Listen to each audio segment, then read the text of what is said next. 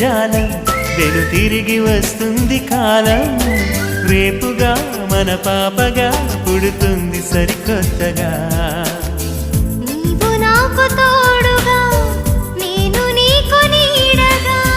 ప్రతి రేయి తీయగా పిలుస్తోంది హాయిగా ఇలా ఉండిపోతే చాలుగా నువ్వంటే నాకిష్టమని అన్నది నా ప్రతి శ్వాస